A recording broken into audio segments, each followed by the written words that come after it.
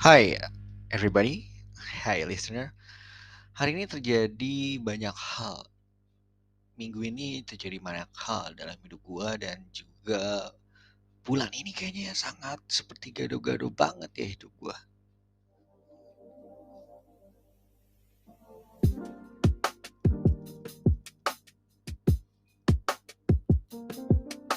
Tapi ada satu hal yang bikin gue bingung ya.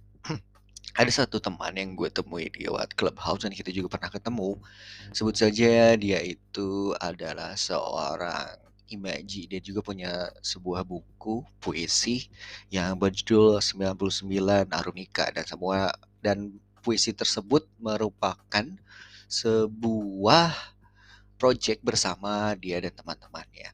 Hal yang menarik yang terjadi adalah setiap gue ngobrol sama dia di Clubhouse tentang apapun itu, ada semesta kayaknya mendukung gua gitu. Kayak setelah itu ada thread Twitter, entah apa yang terjadi dalam hidup gua atau hidup dia akan jadi topik obrolan ataupun akan terjadi di kemudian hari.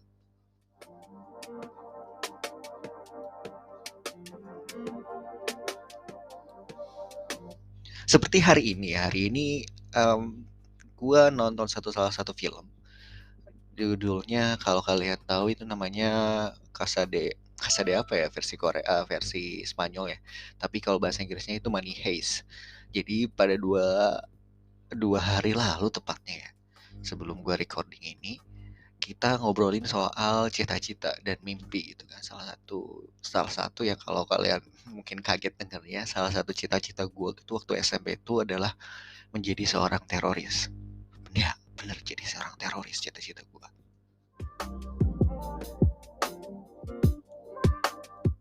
Tapi bukan teroris-teroris yang kalian tahu ya, bombing, entah itu ideologi ataupun rebel, apalah itu yang kalian pikir tentang terorisme yang ada di sini, misalkan ISIS segala macam. Enggak.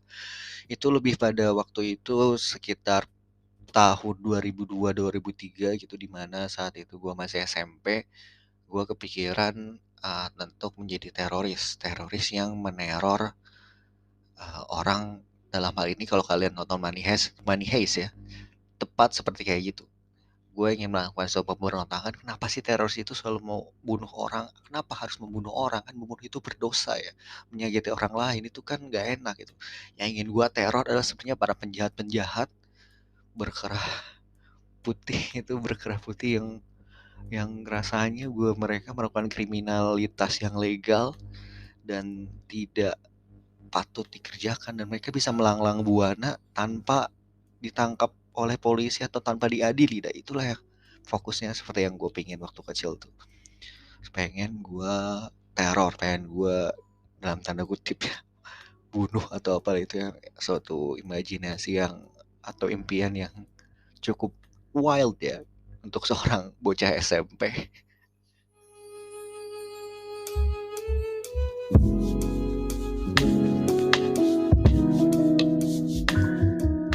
Saat itu kita tiga tiga berteman ya. Saya itu, mereka berdua merupakan salah satu teman gua, teman main Counter Strike saat itu. Kita teman main ke warnet. Nah, di saat itu juga kalau kalian tahu awal-awal 2000-an itu kan terorisme cukup marak di Indonesia, bom Bali, nah itu yang di Jawa Barat, yang di Jakarta segala macam, dan itu adalah konsumsi yang kita sering, atau kami yang sering lihat ya.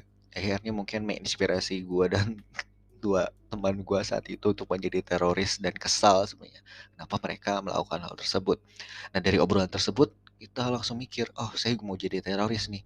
Tapi dari tersebut akhirnya mereka maju menuju SMK, SMA kimia, karena mereka pengen bomnya bom bom kimia gitu yang bisa lebih kena dan bisa lebih menyakitkan saat obrolan SMP itu. Akhirnya mereka beneran lanjut ke SMK gitu, SMK yang kimia di Bandung, dan gue memutuskan untuk kuliah ataupun sekolah di SMA normal supaya bisa nyari duit atau nyari dana dari pihak-pihak lain gitu, dari sisi lain. Kalau memang kan sisi technical ya, sesi engine. Nah, gue sisi engineering-nya. Nah, kalau gue ada di sisi bagian yang sosialnya. Itulah salah satu mimpi wild gue lah.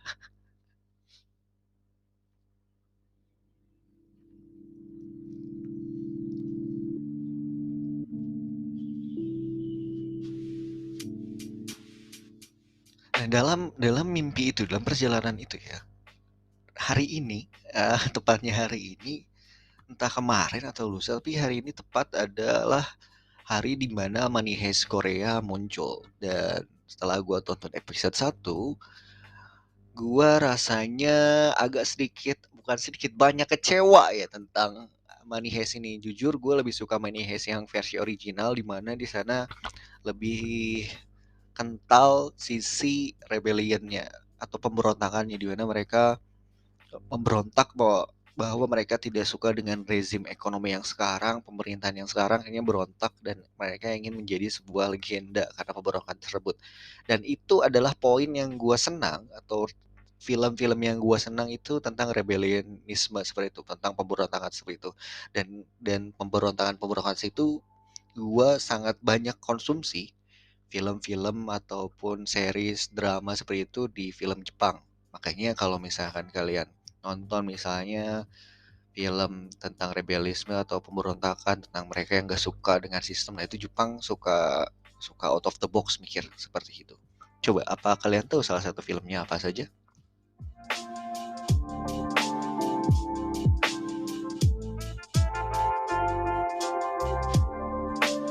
Yes, salah satu filmnya itu adalah film yang mirip dengan Hunger Game. Itu salah satu film yang gue suka juga, dari ya Hunger Games gue suka kan, tentang pemberontakan.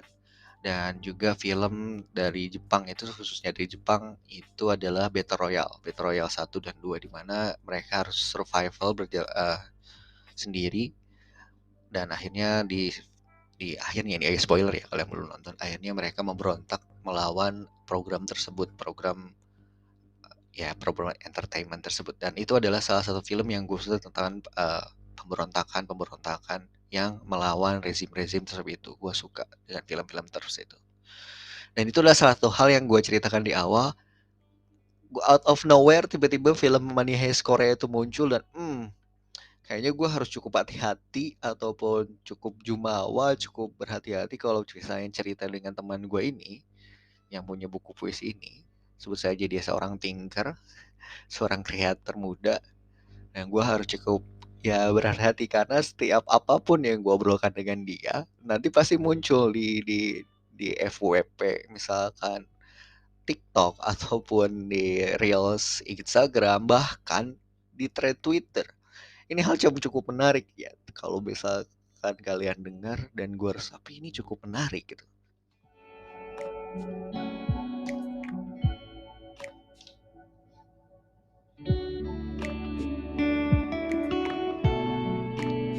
Selain ngobrol santai sama dia dan juga ngobrol santai dengan teman-teman gue lain sampai ini di Clubhouse, hal ini juga salah satu topik yang hangat sekarang yang terjadi dalam hidup gue bulan ini adalah gue buat suatu season 2 di Peculiar Path. Yang awal itu season 2 judulnya adalah tentang sikap dan perilaku, dimana saat itu gue sangat merasa down karena ada satu kejadian yang buat gue down banget.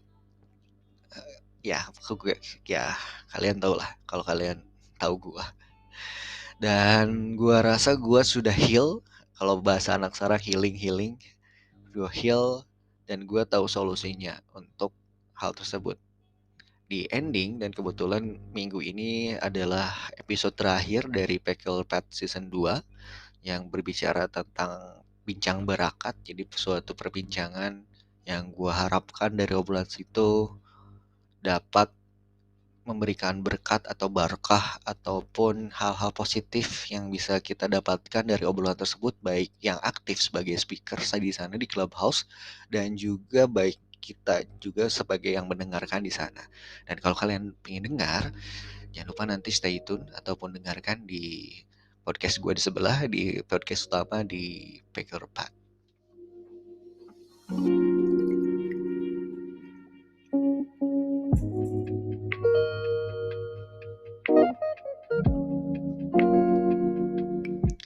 Rasanya itu adalah update yang gue bisa berikan buat kalian pendengar minggu ini, dan sampai jumpa di kesempatan selanjutnya. Ciao Bella, bye bye.